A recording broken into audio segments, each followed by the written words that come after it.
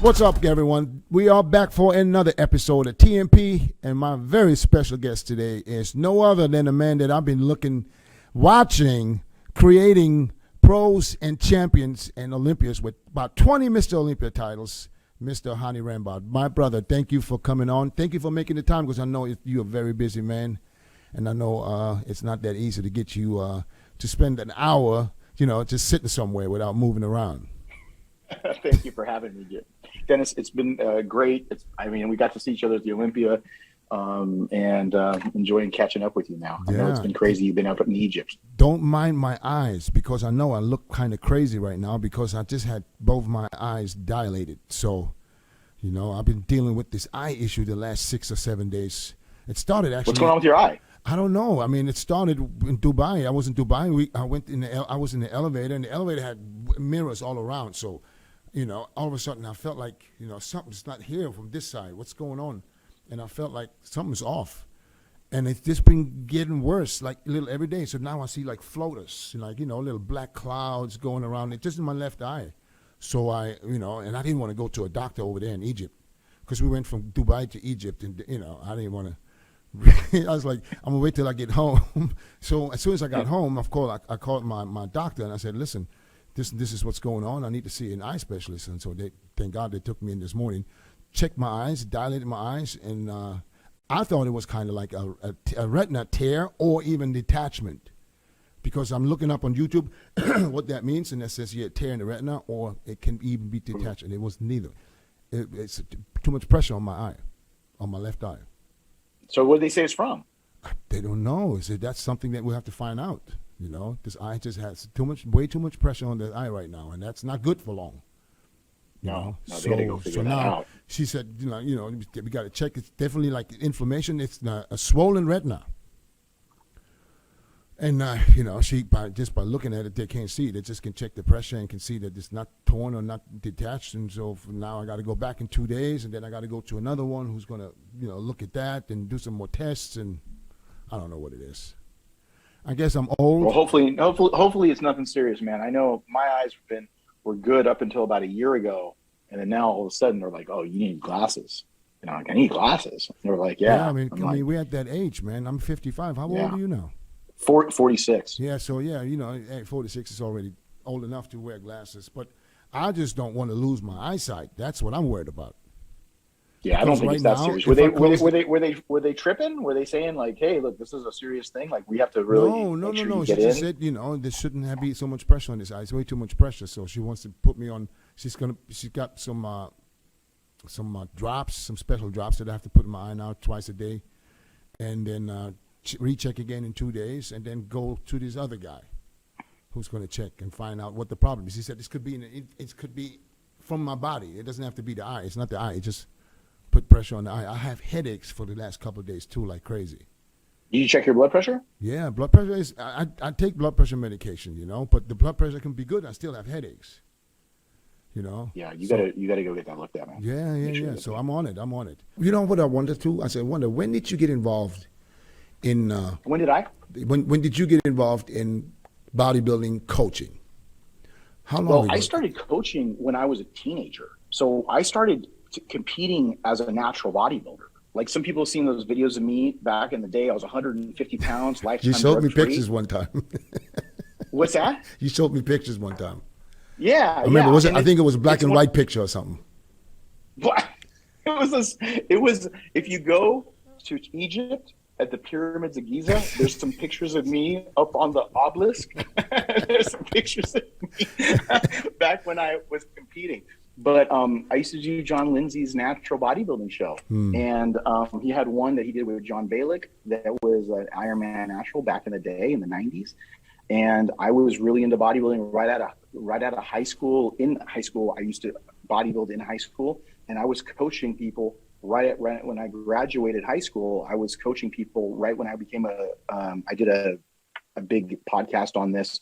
One of my first podcasts about how I started training the owner of 24 Hour Fitness Corporation right when I graduated high school. And I was one of their top trainers. And then I started seeing competitors. I started seeing what they were doing. And then I wanted to compete. Then I started helping them. And I used to learn from what I used to show them from things I learned in books. So Arthur Jones principles, HIT training, Mike Menzer, Dorian Yates was a big advocate of that kind of training. And then what I would do is incorporate those with people that I was working with at a very young age. And then I also started getting into the supplements. And that's one of the reasons why I went to school and I focused on biology and try to focus on neurophysiology, because I love to understand the inner workings of the cells and how they would take things and work with things within your body. So when I went to college and got my degree in biology with an emphasis in neurophysiology, I was already a bodybuilder, and I was a natural bodybuilder. So everything I did was regarding supplements, natural supplements, and how they can really make your body go to the next level. So that was my whole thing. Mm-hmm. My decision when I started competing as a teenager was to wait on and doing anything, going on any gear, because I wanted to wait. My mom had cancer, my dad had cancer. So I was always under the direction of myself. I said, I'm going to wait to see where I can go to that naturally.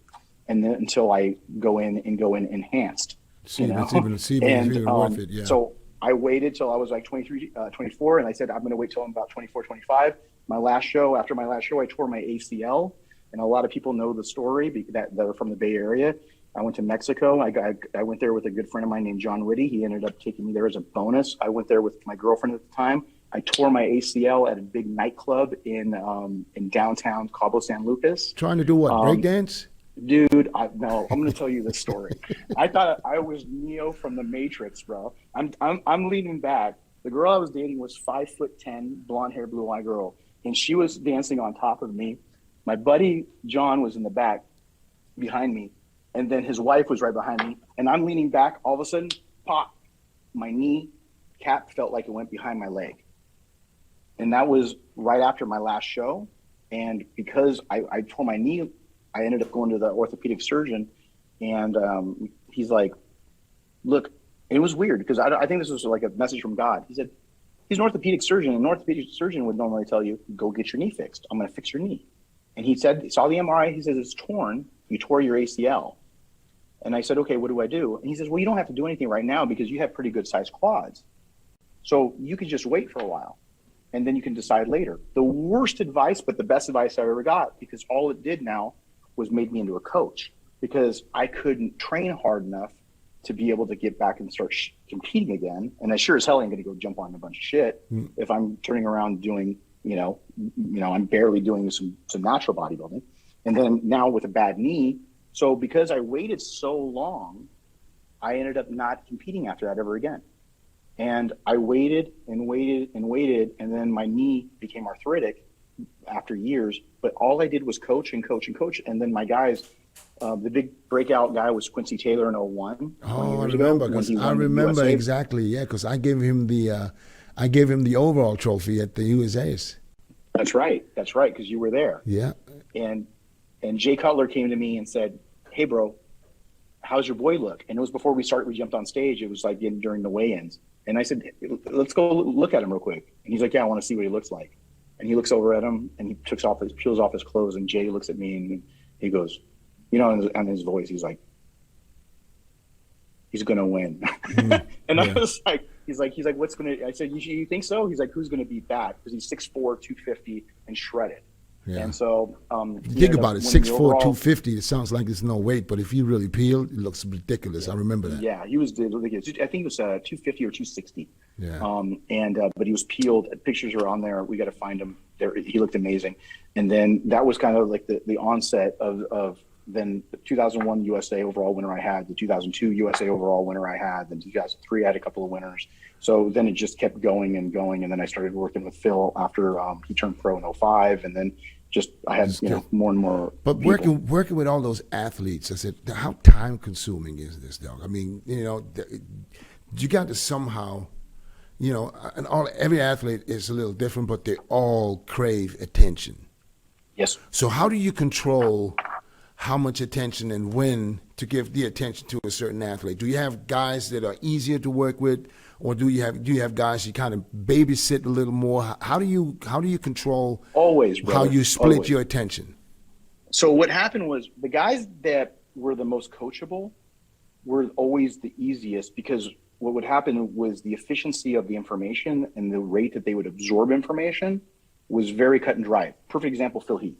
he was coached his whole life as a basketball player. So when I worked with Phil, it was really easy because he would just tell him what to do, and that's it. I think that's why Ronnie and Chad were so good together, because Ronnie came from a coaching background. So he just told Chad, tell him what to do and all that. The hard part was when I started working with people and really focusing on training and nutrition. So it's almost like what you're doing with what Chad's doing and trying to combine the two, because I really wanted to make sure that every aspect of it, that's what was the most time consuming. So I never scaled up. Like everybody knows, I don't work with a lot of people. Right. I only work with a handful of people. And it was always like that, even back in the day, and now more so with Evogen. But it's one of those things where that was the hardest thing. And then the personality of people that want counseling. As you know, that what ends up happening is you end up having people that want therapy sessions, and they want to tell you about what's going on with their life, their girlfriend, their wife, all this. And you have to be there to some degree. But at some point, it's going to be one of those things where you're going to have to tell yourself, look, I got to create boundaries, because they'd call you at 1 o'clock in the morning. They would call you at 6 o'clock in the morning. They would call you at all times. And there was a time where, I was always on. Now, because I still do that with a handful of people I work with to whatever they need, but it's really understanding what is the person, how you trigger somebody to get them to do what you need them to do in terms of focusing on their diet and their cardio and to take their training to the next level when you're not with them. Because it's really hard. I mean, think about it. Like, you work with Ramy. How much more do you get out of him when he's with you in person than when he's in Egypt or when he's in Dubai? Oh, that's a total different ball game. Right. So it's the same thing with me and Hadi, right? But at the same time, if you know you have a connection with that person and they're doing regular check-ins over the phone, sending you WhatsApp, doing this, doing that, then you can know that, hey, look, I don't have to worry about this person going out and eating burgers or having, sushi post-workout because they think that, oh man, it makes me fuller and I'm going to just justify it in my own head, but I'm not going to tell my coach. I mean, so you have to compartmentalize your time and you have to prioritize it so that you work with people that are going to be able to really help themselves by listening to the information you're giving. Right. And if you're sitting there just doing counseling session after counseling session, you got to cut bait, because a lot of people do that. And that sucks you into that dark hole of wasted time. Yeah, I remember talking to you one time. I don't even know how long. It's a long time. I think it was somewhere in California. It was, I think, in Santa Monica, the Flex Pro. And I remember when you told that time, you told me, you said you gotta stop. You gotta cut down because it's too much. It's too taxing. And I think back because I mean, I go through this a lot, not as much as you, or maybe not as long, but I'm telling myself sometimes, how does he do it? I mean, you had Phil. When you start working with Phil, I mean, Phil basically, I mean, and I'm sure you saw exactly what happened right from the get-go. Okay, so he wins the USAs, he qualifies, he wins his first pro shows, he wins the Colorado Pro. I remember he wins the New York Pro. He went up against you. Beat me, yeah, absolutely. And he went up against you. And then I remember you and a bunch of other really good guys, and it was a thick lineup because you were still in the middle of it. Yeah, it was Kai Green was in there. There was a few guys, But here's the thing: you kept him away from the Olympia for 2 years, even though he was qualified. Right. Was that your decision or was it his decision? That was my decision. So you wanted to make sure he's ready. You wanted to make sure he's ready to win the Olympia. Yes. Yes, absolutely. Was he okay with that? I'm gonna go ahead and put my other headset in because my AirPods died. Oh, okay. But it was my decision in terms of like my plan, but he executed it. But it was one of those things. It was tough because he had to go to Joe Weider with that. Yeah. And that was back in the day when Joe really wanted you to qualify and go do the show. Right. So it was one of those things where obviously I spoke to him and I told him, this is what I think. I think you need to sit out because I don't think you're going to be competitive at the beginning. I think you're still too small. Did you tell him that before he qualified or after he qualified? I told him that. Let me see. He qualified in 2006. At the first show we did was Colorado Pro. Yeah. A week later we did the New York Pro. And no. The New York Pro was before the Colorado. No, Colorado Pro was 1 year. No. Was it both the same year? Yeah, it was the same year, and they were only like 1 or 2 weeks apart. Okay. So because I flew to New York right after that. So I flew to Colorado. I went home to California. Then he went to LA, and then he did some shoots or some pictures, and then he flew to New York, and then I flew there, and then we had a big issue, and then Thackeray had to help us with food because he had to help because his food that was supposed to be shipped didn't get shipped. So he helped them with food. But yeah, there were back-to-back shows, and after that is when I told him, right? It wasn't before that because there's no point. But after seeing him, and he was just, again, he was so easy because I just told him, I said, look, man, he was 208 or 210 pounds. Okay. He was between 209 and 212, bouncing between those for those two show wins. Okay. I told him to go in there and do the Olympia. It's great. It's a prestigious thing, but don't be in such a rush to get your ass beat. And he had no problem with it. He said, okay. No, because he said, I want to go in there and I want to make an impact. Because I'm thinking that because he won 2 shows and there was good guys on that stage, that Olympia caliber, and he beat them, easy. Yeah. So I think maybe, his ego would say, listen, I'm beating these guys now. Why am I not ready to do the Olympia? So, but he listened to you, and at the end, it was the right advice. I mean, he came in at this first Olympia, was it 2012? No, his first Olympia was 2008. Oh, sorry, he won in 2010. Right. What am I talking about? Yeah, so you got to remember. So just a quick chain of events. 06 pro debut, New York, the Denver Pro, he wins. A week later, he wins the New York Pro. The following year, we do the Arnold. Right, he loses against Dexter. He loses to Dexter. Yeah. No, he was 5th. He was 5th. Okay, the next year he did the Ironman and came in so much improved. That's when I told him that's. Because he qualified again. Right. And I said, look, man, if you can't be in the top 2 at the Arnold, you're not going to mix it up at the Olympia. I forget this all so long ago already. I mean, it feels like it was, it's been forever. Right. So that's when he went into the Ironman, and then he came in 8 pounds heavier. Made a statement. And then he's made a statement, and then he went up against Dexter. And I'm not going to, you can ask Dexter. He was worried. Because he was worried, and you know what? And we all, because I remember I was doing the for Flex, I was doing the wrap ups, and I was doing the play by plays. Yeah. And everybody, we all were, because at the Ironman, he had 0 competition. Right. And everybody thought, he's standing next to, he's got a great chance to beat Dexter, and then, but when you saw him next to each other, you saw that Dexter was still bigger than him from the back. You still saw that, Phil can still, and absolutely Phil killed it the following year. I mean, he got better and better. But, I remember that, but I thought he was in after 2010. He already won the Olympia in 2010. Right. So when in 2007, when he turned around and took 2nd, then in 2008, he did his Olympia debut. Right. Dexter beat Jay, and then Phil took 3rd. Right. And so he was mixing it up. And even Jim came to me and said, ooh, that could have even went Phil's way if it wasn't just that could have, I mean, he was mixing it up really hard between Dexter and Jay that year. And that's the year that right after that, Jay ended up calling me a couple months after he lost. And then I worked with him for 2009 with Jay. And then, but the question that I had, then Phil wins the Olympia in 2010, first Olympia. Then he comes back in 2011. Now, I'm going to just talk 1 year, but it went 7 years back to back. But how much pressure is it on you? Because, a lot of people think, winning the Olympia, now, I think it's way worse after you won your first one. 100%. It gets worse every time. How much pressure? How many gray hair did you get from making sure he wins the Olympia? You look at Phil Heath and I, and we have pictures. They can pull them up on the internet. Yeah. I used to be like you when you were young. I had an afro, bro. I had hair. If you see those early FST7 videos, some of them, like early on in 2006, they got pictures of me and Phil. He looks like a baby, right? We both look like little kids. But I had hair, man. And it's just the stress. Of these Olympias.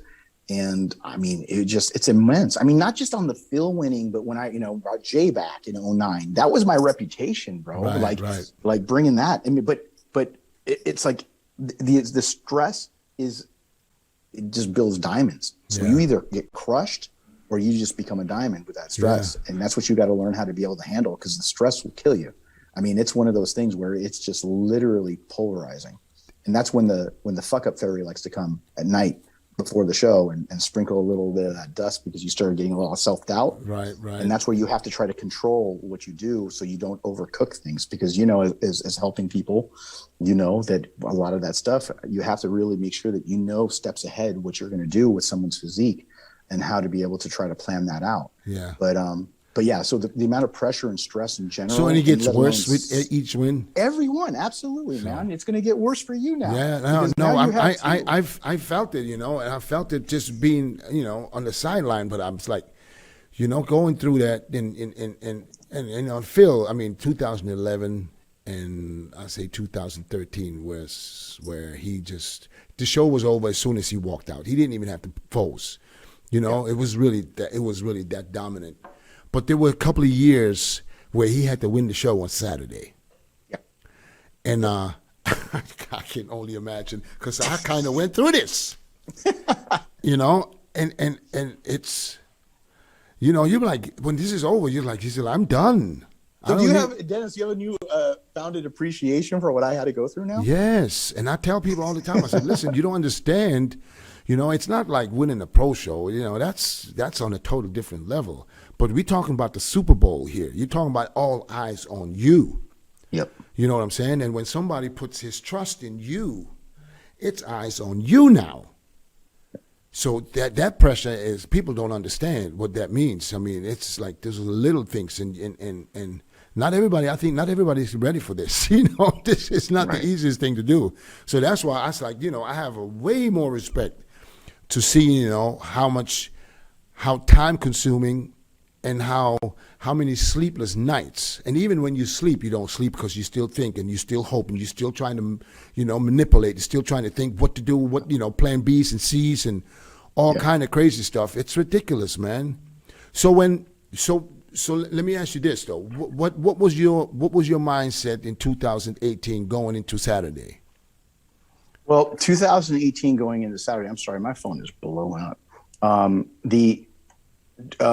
You knew already that it was close, right? Yeah, on the 2018, you're talking about the year that Phil lost to Sean? Yes. Yeah, I think that it was one of those things where you're always trying to chase a better look for the next night, right? You're saying, okay, what are we looking at? Do we need to come in harder? Do we need to come in flat? I mean, I'm sorry, do we need to come in tighter? Do we need to come in a little fuller? So at that point, going back, I guess it's now 3 years. When you go back 3 years and you think about it, I don't know how much we could have really done at that point. Yeah. Because again, the big issue that everybody was kind of focused on was Phil's midsection. Mm-hmm. It was his midsection.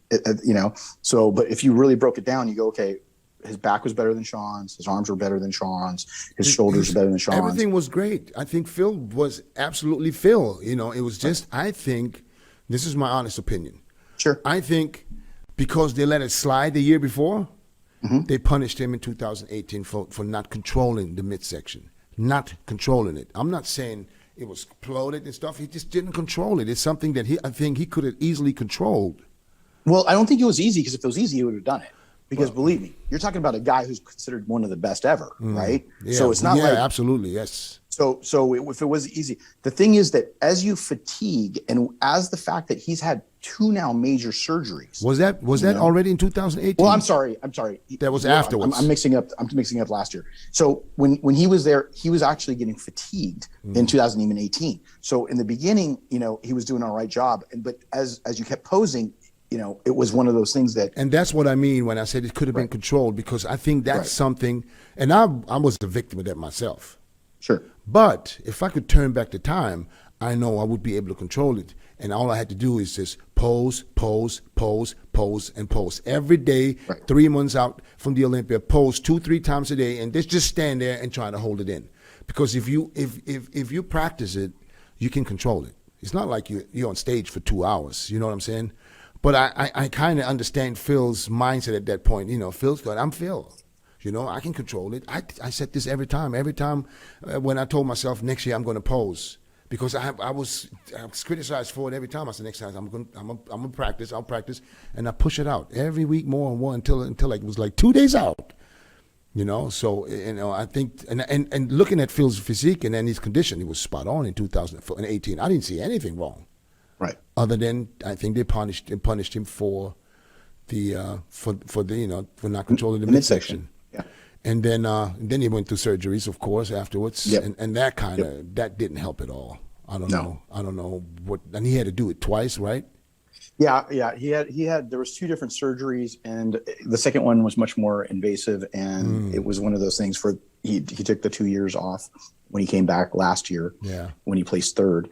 How did you feel going into last year for his You know, comeback? I just feel that Phil was his body's conditioning, everything was good, but when you're not able to go 100% with the weights, because you're always going to hold back to a degree because you don't want to re-tear your midsection, you're not going to be able to really lift the weights that you normally lift and get the amount of mass that you normally would, because you do need to be able to do that. It even happened with Ronnie when he ended up injuring his lat, and then him the last year when he came back and he had to lighten up the weights.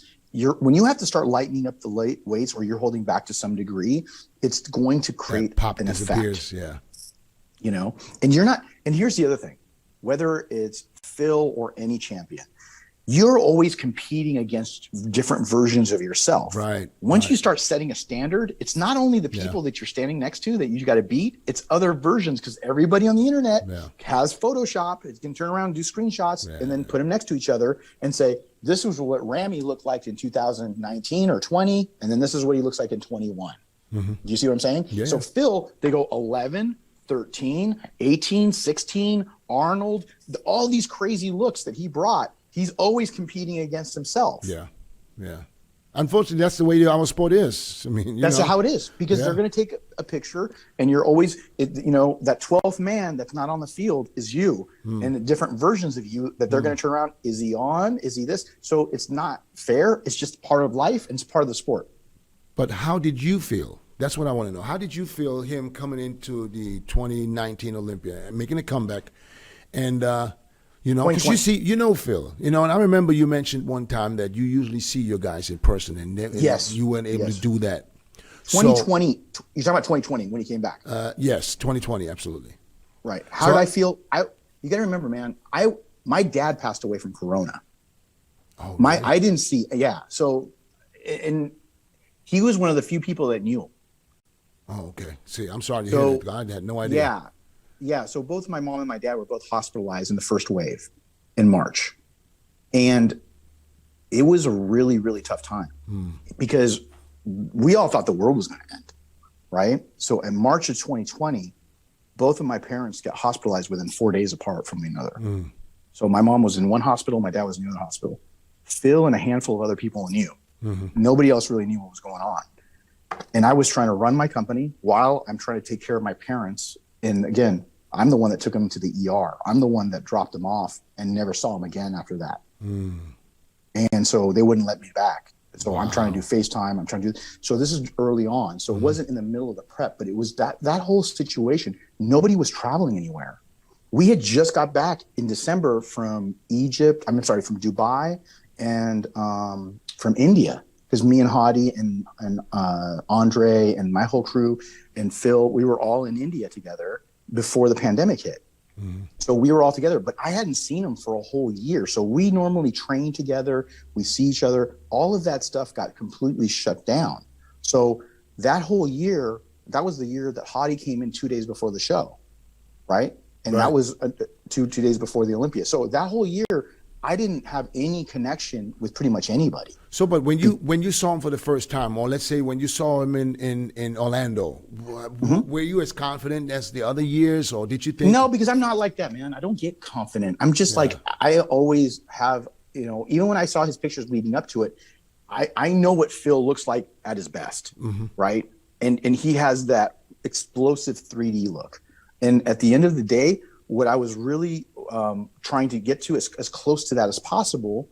But I also knew that there was also, so many months that he couldn't train because of the surgery. I also know that you can only make up so much without being able to go 100 or 110%. And when I say that 110, meaning to get even better than you were the previous years in terms of going even heavier and stronger and being able to do it. So you're always got to hold back to some degree after a major surgery like that, because he was getting ready for a documentary.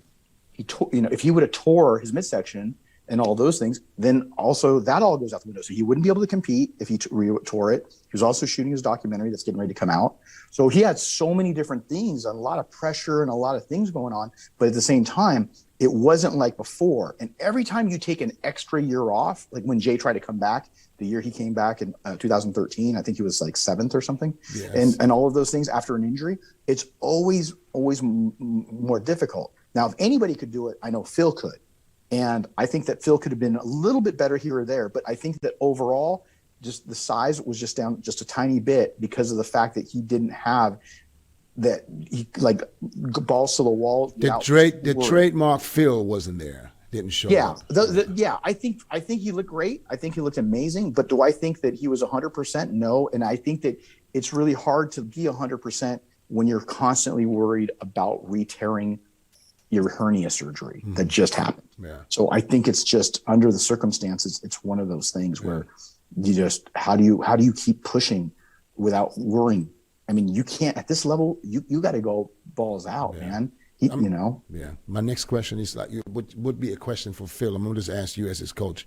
Is he coming back ever? Is he done with bodybuilding? What do you think? I'm going to let Phil answer that, but I don't think Phil has anything else to prove. Exactly. As a coach, as a great friend, I mean, 16 years together, him and I. I mean, he's one of my best friends. And one thing is that, does he have anything else to prove? Nothing. You know? No. I And feel that's the the same. thing. He has nothing. But to I'm going prove. to tell you guys all this, though.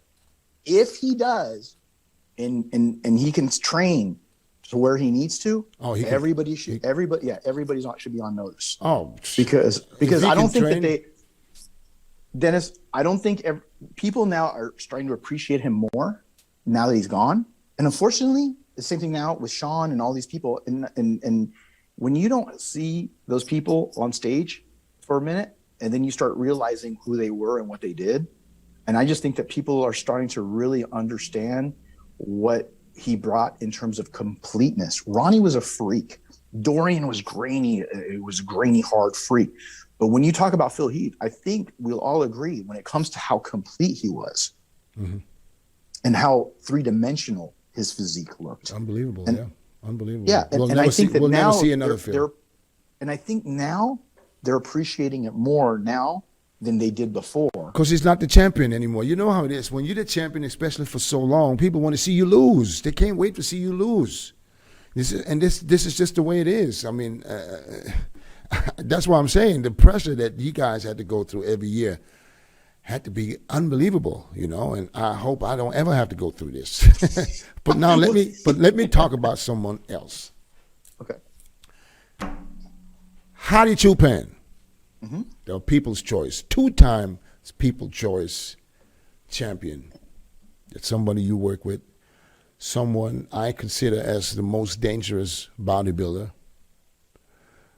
First year he qualified for the Open Olympia was 2 years ago, 2019. 2019, he placed third in his first Olympia, placed fourth in his second Olympia, and placed third in his third Olympia this year. Let's talk about the Olympia this year. And you know, and we can both be straight honest because hey, I ain't got nothing to hide. You have nothing to hide. Sure. And I know how you feel, you know, but I want to know now, after a month or whatever it is since the Olympia, how do you feel now regarding what happened at the Olympia?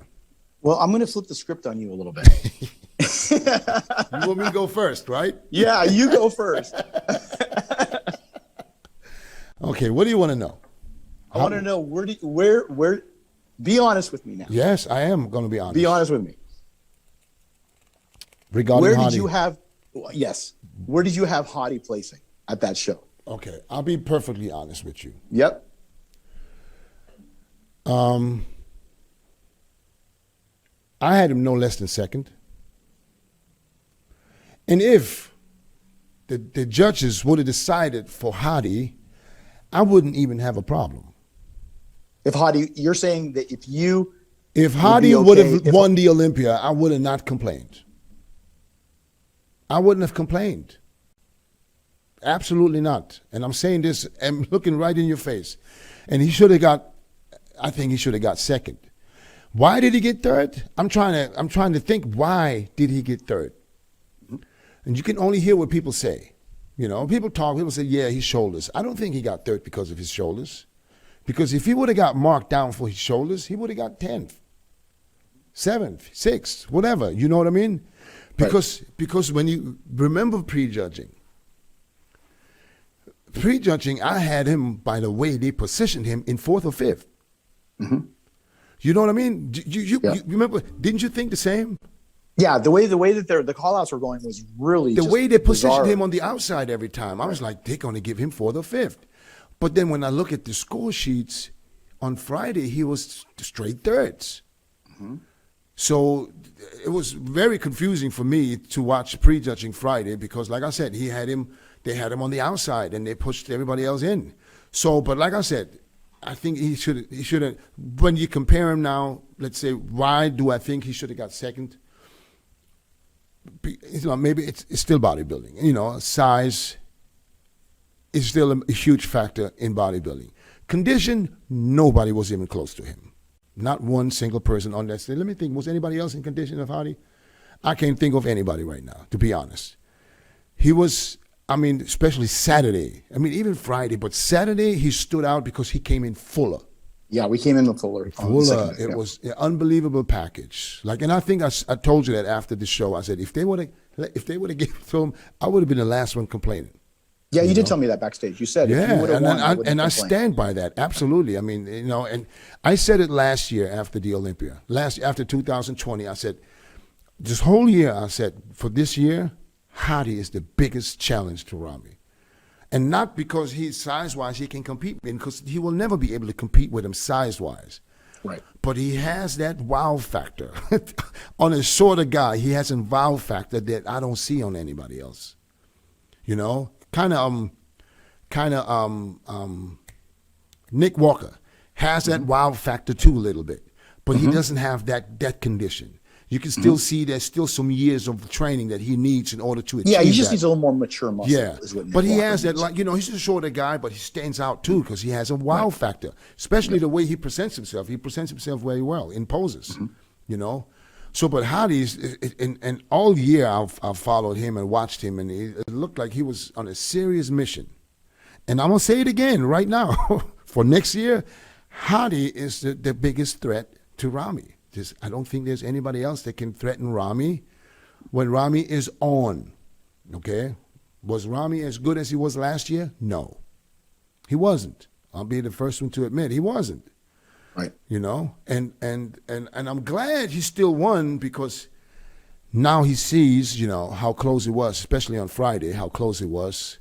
And he understands that, you can't just show up, and people don't know. And nobody wanted to talk about this before because I think nobody was trying to make an excuse. But he really didn't train for a long time after the Olympics. Why was that, Dennis? Why personal did he stop issues. training? Personal issues. Some Real personal. And he literally did not train all the way up till June or July. I was over there. I tried to get him to let's go to the gym. He wouldn't go. He wouldn't fit. He didn't go. Oh wow. He didn't train. And in that March, April, he said he went to the gym a couple of times. Sat there, shook hours, hands, and then left. Didn't train. No injuries or anything like that? No injury. Has nothing to do with any injuries. No health issues, nothing. It was literally some personal stuff going on. Got it. And personal. His head wasn't in it because of something else that was going on. Absolutely. He was at a point where he said, I'm done. He was done. So let me ask you this. When you saw him, because he came in a little bit after Hadi got here, because I tried to get Hadi here early for that same reason, so we wouldn't end up having a problem. Do you think that when you saw him, did you know that did you have an oh shit moment when you saw him and you were going to get ready to, I think we were about a month out he came, right? Yeah. No, it was almost 5 weeks. Okay. Yeah. So almost 5 weeks. Did you have an oh shit moment going? No, you know why? Uh-huh. I thought that the year before when he showed up 3 weeks earlier, he was worse than he was 5 weeks out. So what do you think happened then? Is there a reason why you couldn't? I think that the year before when he came in, he was just stuck. He was just holding crazy amount of water from the flight, and when he showed up, he was, I was like, that's when I had an oh shit moment in 2020. Mm-hmm. But it was literally just water, and it started, in a couple of days you see him losing all that water, and he started losing all that weight. But this year he was surprisingly, and this tells me how great the genetics that he has. I mean, he started training, he came around so fast. His body responded. It's responded like it was. So maybe they had taken this whole time off did help him, in certain things. But to improve, which as an Olympian you should do, there wasn't enough time. So, and I think the goal was just to at least get the same condition, to bring him in the same condition, because he has all the size in the world, that's what we tell us. If he's a little bit smaller, or, it doesn't really matter, but he understood and he saw, because it was a tough 5 weeks, because I kicked his ass all day, every day, and started with posing first thing in the morning, 2 hours of cardio, and it was strict. Yeah, he was doing an hour in the morning, hour at night, right? Yes, every day, all the way till he was doing cardio Thursday before the show. Before the show. Yeah. Wow. Yeah. And that's the same thing as last year. He did cardio all the way up, because we said we don't change nothing. We trained all the way till Thursday. He said, and we kept it don't change it. Don't give him 3 days sitting in the room thinking about what can go wrong.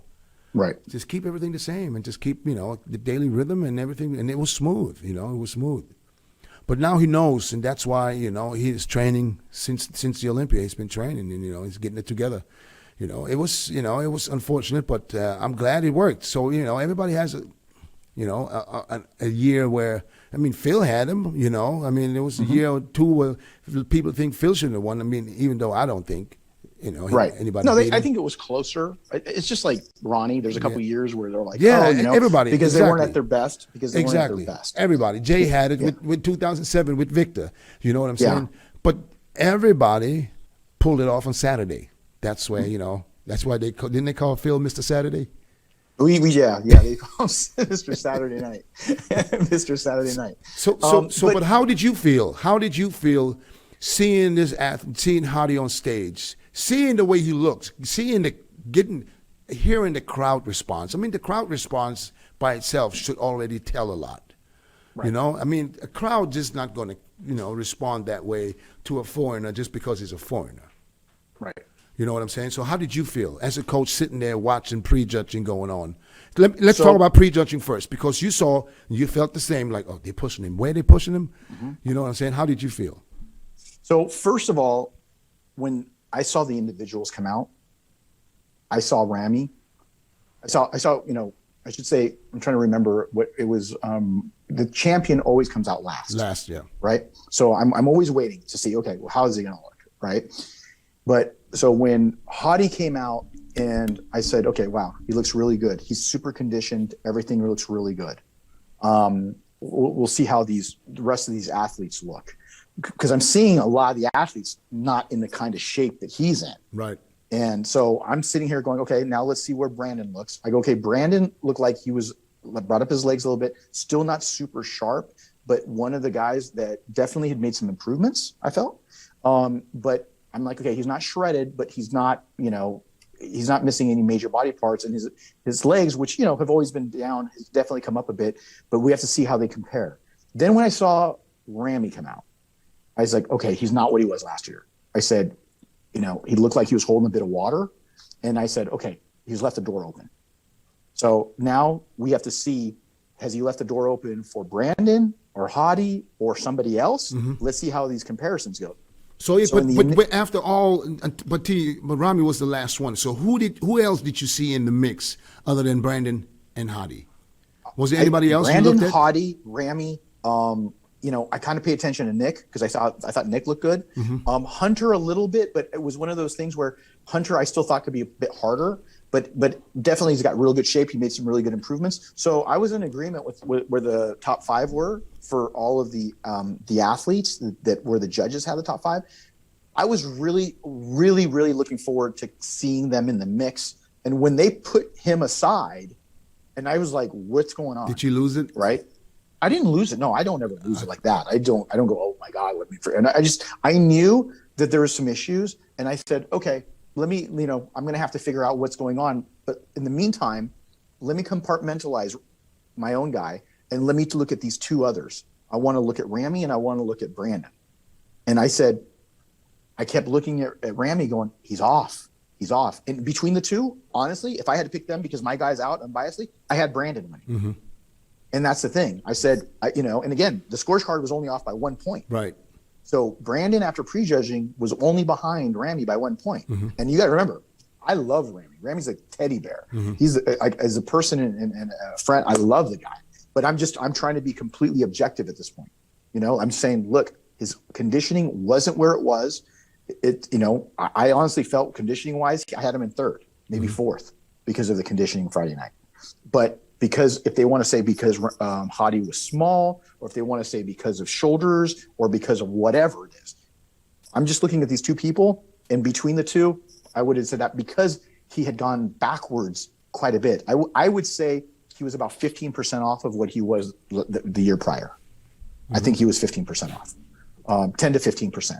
And you always want to be as good or better than the last year, right? So that's how I looked at it. And then obviously when you see the scorecard, it was 1 point behind. And then everybody came in when they rejudged. The other thing that I didn't like about prejudging, or I said I'm hope they're going to get rid of, was the whole strobe light. Oh, it was terrible. I know what Tamer and them were trying to do, and I love you, Tamer, but you guys got to get rid of the strobe lights and everything, because what it was doing is when you backlight people, what it does is it washes them out. Right. And so what it does is it gives them a weird halo effect, and then you feel like you're a nightclub. Not only that, even the screens, there was just too much going on that distracted me from looking at the athletes on stage. That's right. I agree with, and I think that needs to change next year. And I'm hoping they should just leave if they have an LED screen, just leave it black for the part of the prejudging. Let's let the judges get a good look. Yeah, I think what should happen, and if anybody from the Olympia is listening to this, go black in the background and then keep the sponsors around it, and then and turn around and do that. And then if there's some different things you can do, maybe on the very bottom with sponsorships, you guys can figure things out. Right. But with all of that color contrast, and when you start looking and they start putting oranges, because that's kind of the Olympia logo is kind of like an orangish red. When you start getting some of those colors, what it does is it actually screws up the images in pictures and in video, because the skin depth of the Protan looks very similar to the color, the orangish color in the background. So it actually makes everybody look more washed out too. So you want a better contrast. And that's why the black looks so good, because you have contrast. But it happened with Phil, I think it was like 2015 or 16, where I said, look, dude, the orange made everybody look washed out because they had a big orange screen, and everybody already looks orange from all the color that they have on their skin. So you got to create that contrast. So I think that definitely if they can, the second night didn't have that. And I think that helped things a lot. And then I think they changed some of the lighting. But yeah, so at that point, I was kind of like, okay, I got to figure out what's going on. So the end of the prejudging, right? The final call out. Was it 4? I believe it was. It was 4. It was only only Ramy. 5. Wasn't it only Ramy, Hadi? I mean, Ramy, Brandon. Wait a minute. I can't remember what the last one was, to be honest with you. I can't on prejudging. Whatever it was, I just remember leaving prejudging thinking, this looks like they have Hadi in 4th or 5th. I remember doing a video the next morning. I was like, I didn't understand it, but and then you hear people talking. So what did you think after prejudging? I just said to myself, look, man, I know what I got to go do. I'm going to go look at pictures. I want to see what we can do to improve. And I'm not going to get there. One thing I don't do is I don't sit there and listen to too many people and too many things online and everything else. I go off of what's worked for me. Do you get feedback? Do you get judges' feedback? Sometimes I will. After the Olympia, I usually do at the very end. I'll get feedback. But I knew that he was undersized compared to the other two guys. But I know he had better conditioning than both those guys. Right. So what I'm banking on, and this is what makes him so dangerous against Ramy, what Ramy is to size, Hadi is to conditioning. So if he doesn't balance out right, that's when it becomes dangerous. And that's why you always say Hadi's so dangerous. Dangerous. Was he lighter this year than last year? No, he was heavier. He was heavier. Yeah, he was heavier. But I think in hindsight, he can be even bigger. And I think that there's like to be a little bit bigger without blowing his body out. There's some things that we could do to get him a little bit heavier, which is the food. I think that he can definitely increase his food because he's very, very, the food amounts and the ounces are not very high. And I think that we can increase a little bit to really try to get him to grow into the show a little bit more. Mm-hmm. And I think that there's some things that after going back and looking, because again, he was with me for 5 weeks, right? And going in there and training and posing at night and doing everything that we did. I just go back and go, okay, I think we can definitely increase some food with him and without blowing out his proportions, because a little bit of weight goes a long way on his frame. Right. He doesn't have to be 300 pounds like Ramy, right? So he, 5 pounds on him, was going to look like 15 on someone else. What was his mindset after the show? How did he feel? Obviously, he felt good because he won the People's Champ Award, because that's kind of like, even though that doesn't give you the check, the $400,000 check in the Sandow. And obviously he loved the fact that the outpouring of support, so many people were like, we think you should have won. We would have had you winning. So even though it doesn't make it completely better, it does make you feel a bit better saying, hey, look, and people are trading shots and they're posting up pictures of you versus the guy that won or you versus the guy that placed second and doing all of these things. And you're like, wow, I'm really proud of what I brought. And I think he was very proud of what he was able to bring on stage, but he's a person who's eternally hungry. He wants to win. Yeah. Okay. Yeah. And our goal for him is to win. I mean, he wants to win the Olympia. He wants to take home the Sandow. I mean, if you're that close, I mean, come on. What else could you want? Well, yeah, absolutely. Yeah. And there's and the fans in Iran are fanatics. They're probably the most hardest core fans out there in body. They would go to war. They would go to war. I'm telling you, don't even want to say nobody want to say nothing against Hadi because you're gonna get bombarded. he's got the army. It's good to see, I mean, but at the end of the day, I mean, there's still Brandon, who's very dangerous. Yes, very dangerous, and a great bodybuilder. And Brandon, I thought after last year, he said, I think he's going to go for size and he's going to mess, he's going to blow his condition and he's going to fall back. He did find a good combination of size and condition. He wasn't as hard as he was last year, but he was much fuller and rounder. It looked better. I think it was the best Brandon. And what does he have to do in order to win? I think he needs to continue to keep bringing his legs up to match up that upper body, because what's happening is as he's growing his upper body, his lower body as he's growing his lower body, his upper body is growing as well. Exactly. So there's still this imbalance to his body. And then I think that obviously he could always be harder. And that's one of those things. But you're a coach. You've been a coach. You've been around the block for 100,000 years. At his age, at this time, after so many years, do you believe he can grow his legs to the point where people say now they match his upper body? I think that he can still improve. Now, can he match? Because his upper body is so amazing. I mean, it's just one of those things that his upper body is so amazing. So it's, remember Joel Stubbs? Yes. Oh, yes. Okay. Joel Stubbs had this best gigantic back out there. Yeah. I mean, he's one of those guys that like arguably had a better back than Ronnie Coleman, right? I mean, it was like one of those like type of backs, like crazy. Right. They're just as good, let's just say, but different. But he had really bad legs because of the fact I believe he had surgeries. Both knee surgeries, yeah. Both knees were done, yeah. Right. So all of that things being said, he didn't have those traumatic surgeries or traumatic injuries. So I do think, I mean, he's improving them, but can he get it to the point where it's balanced? I don't think it's going to ever be balanced 100%.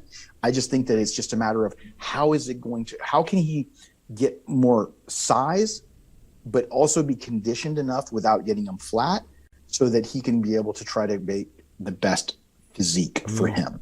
It's balancing that out. He's going to have to continue to put on size in his lower body, but try to bring a balanced physique. Because if he gets too hard, you know what's going to happen. The first place he's going to flatten out is going to be his legs. Yep. Right. So that's going to happen. So it's always this balancing act that he's going to have to keep dealing with. But I think, nobody's ever lost the Olympia and won it again yet, except for Jay. In 2009. So are you saying if Brandon comes to you, he'll win the Olympia back? No. Well, I used to work with Brandon. I worked with Brandon. Brandon's a great guy. I remember. I'm not saying that. What I'm saying is that it's now actually, I think, more feasible because you don't have domination like you did before with the Dorian and Ronnie and then Jay or Phil era. I mean, look at how many Jay would have won if Ronnie wasn't around. Yeah. I mean, dude, the guy would have went on a tear. And unfortunately, he just happened to be in the era of Ronnie Coleman. And then being able to come in all his best in 09 and being able to set that precedence was this amazing thing. And then Phil went on a tear with 7. And now, though, I think it's much more, there's no better time for someone who had lost to win again, whether it's Brandon or any of these guys. But you also got to remember, some of these other guys are really hungry. Hadi's hungry. You got these other younger guys. You got Hunter. You got Nick. You got those guys. They're coming up. I think that you're going to see many more Olympias and less domination, I think, coming up. But it just really depends because, again, it could have went either way, I think, with this last show. But again, he did come back drier. Ramy did. I think everybody came in a little bit better the second night. And I think that obviously saved him on the scorecard. You can see that it was no longer a 1-point difference, but it was, I think he got straight first from the judges' card. Yeah. And I think it was I almost believe that this is going to be a 3-man show again next year for whatever reason, even though that I think that Nick Walker is the future. I just think it's just a little bit early for him. And he needs that quality. He needs the quality. If he gets to Hardy's quality, then Nick Walker is the man to beat. So I'm Ramy. For Ramy, of course, the goal is now to train now and not blow up, but train for quality. And not miss months and months of training and then trying to catch up, because if you know Ramy, he's a nice guy and everything. He's a sweetheart, but he needs confirmation. He needs to see that this is possible. He literally had to ask us almost every other day, "Do you believe I can win?" He's not. Do you feel like he has the mindset to be able to win? Multiple Olympia titles, 4 or 5, 6. Do you think he has the mindset for that? Ask me next year. Okay. Ask me next year. I think he has. He wants to. But I don't know, because you have to prove it. You're not first. 100%. Yeah, you're not 100% confident yet. Yeah. Because of what happened this year. Yeah, you have to prove it first. So it's easy to say, yeah, I want it bad, I want it 100%. Yeah, but to prove it, Right. So and we'll see. As of right now, he is 100% focused. I can tell. We just have to make sure it's because it's another 13 months to the Olympia. So if everything goes the way it is right now, then I think he's going to be in a very, very good place by next year. And it's going to be a much better. It's easy to be better than he was this year. So I'm looking forward to that. But like I said, I believe Hadi is the biggest threat to Ramy. I believe Brandon still has every shot of winning the Olympia. If he keeps, like you just said, if he keeps improving the legs and not get drastically bigger in the upper body, because that way the imbalance will remain the same. And then it's just a matter of, nailing it that day. I think it's just, he saw how close he was, so I know Brandon is motivated, And Very. Is he in his 40s yet? Brandon's got to be, I think he's got to be in his early 40s, late 30s, early 40s. So that's when it gets harder too. Once you reach your 40s, it's not the same. Yeah, unless you're sometimes, Dexter. even though if the mind is right, sometimes the body doesn't respond like the mind wants to. Yeah, absolutely. But I mean, you can see that he's definitely, still pushing hard. I mean, he's still on top. He's second. He's got second twice, 2 years back to back. Yeah, he's got second twice, and he's won the Olympia before, so he knows what it feels like to win. And I think, being Mr. Olympia, and like I said, it's one of those things where you got to have that mindset, man. I mean, going back to the Hadi situation, I mean, Hadi is hungry like a wolf, like the old Duran Duran song back in the day. I'm dating us, but at the end of the day, it's one of those things. He is like, he's always on in terms of like just making sure that like everything revolves around like training. Like I have to get him to back off. You don't have to do 4 plates on walking lunges. You know what I mean? That was crazy. You know? Yeah. Yeah. Yeah, I mean, make like, sure you, like yeah, he's just you like, got to because stay his mindset is injury-free. always at 100. It's always on. It's always like 100%, always on 100%. And it's like, and he knows not to blow out the proportions. Like, that's the good thing. Like, he doesn't get fat. He doesn't get out of shape. He doesn't, if anything, he could use a little bit of more weight just in the off season, just for a little bit of additional foundation. Yes. So as we diet down, so we could actually go the other way, where he could just up his calories a bit and eat, because he doesn't like to eat. He's kind of like Jay. Jay hated eating. He's not a guy that likes to eat like on a regular program. Right. In terms of just, you get tired of it, and he's been competing for a very long time. But I think with these guys, it's definitely, as you know, even though you got a guy as big as Ramy, you can have a small, hungry guy come over there and be able to take that title. There's always that one smaller guy that can win. It's always, every time. It's been like this forever. Yeah. It's been like this forever. There was William Bonac. Then there was, there was always Rich Gaspari. There was always the smaller guy that was threatening the bigger guy the most. It's always the same, and it's always a matter of. It happened, but remember, that's what happened with Dexter beating Jay Cutler. Yeah. All you need is that door to be just open just enough to kick that fucker down. True. And one last thing I that's want to talk to you about regarding what's going on in our industry. Do you think we should all come together?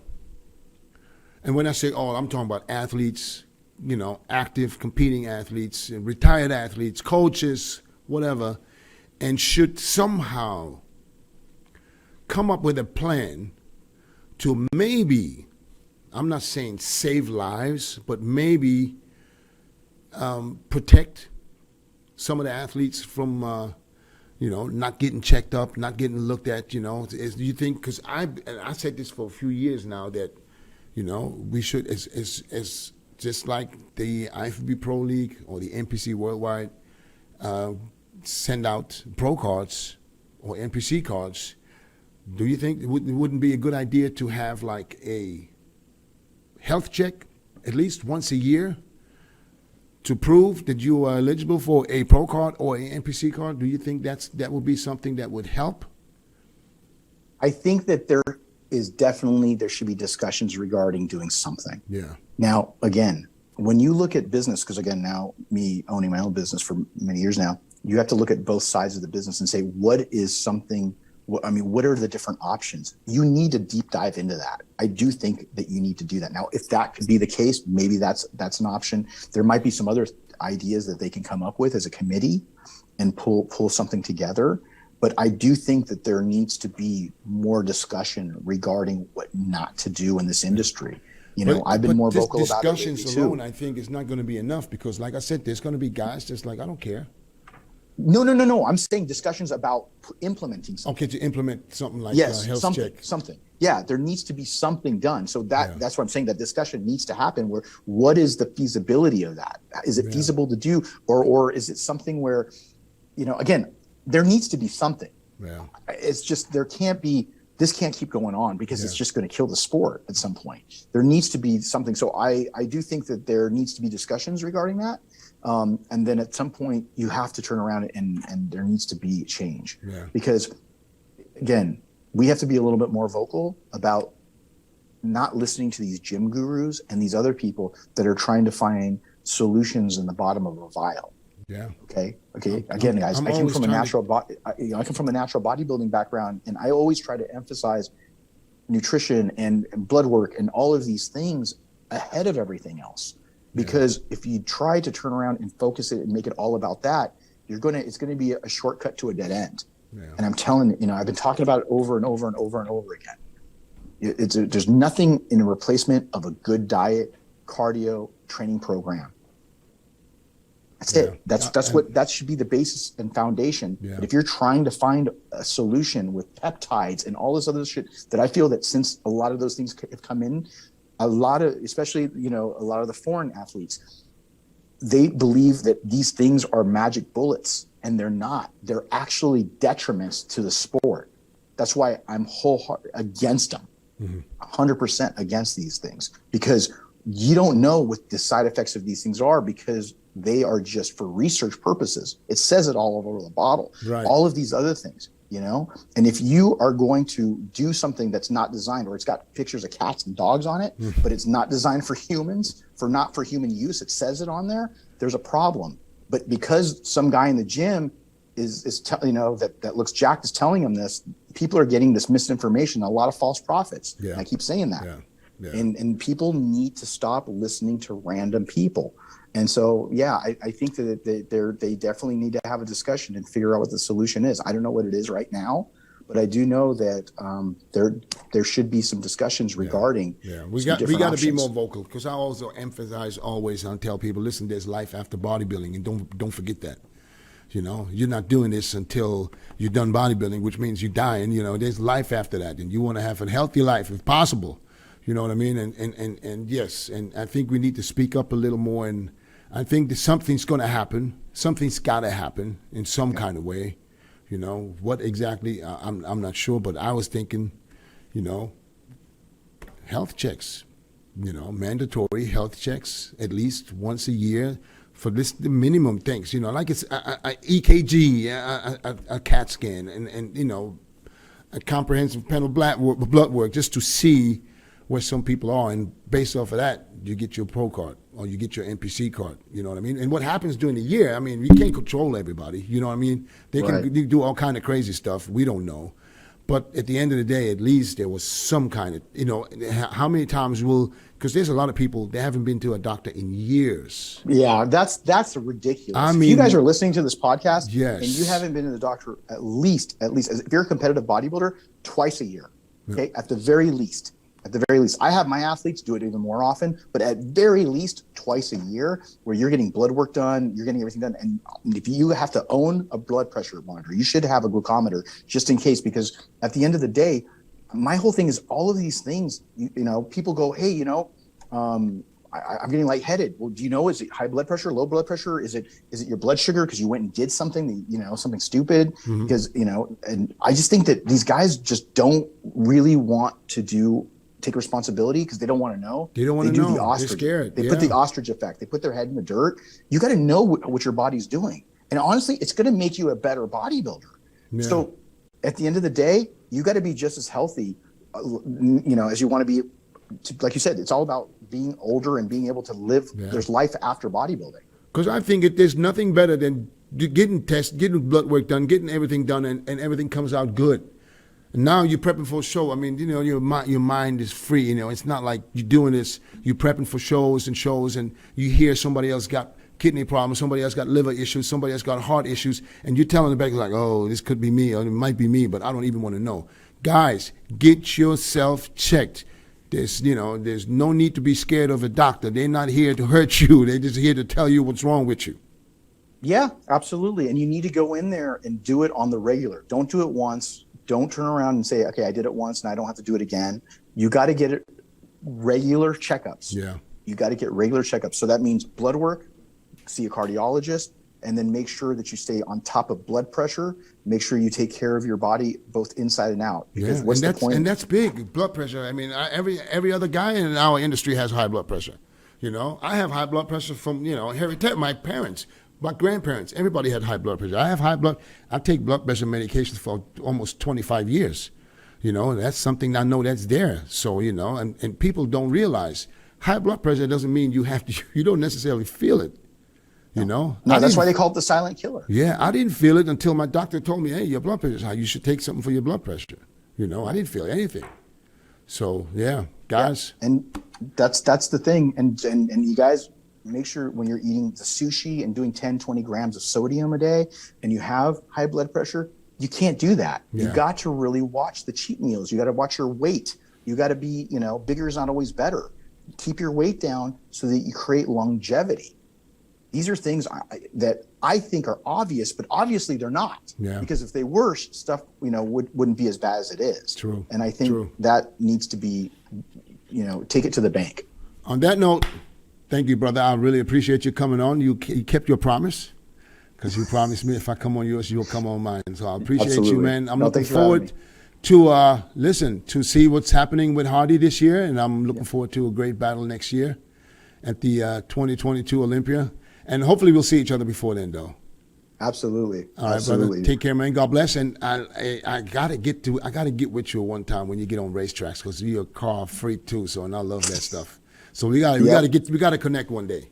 We will. I'll send you a All text message and I'll invite you to come out to the track with us. All right, perfect. All right, brother, man. Thank you so much, man. Appreciate it. Be safe. Thank you for having me. God bless you, my friend. Thank you.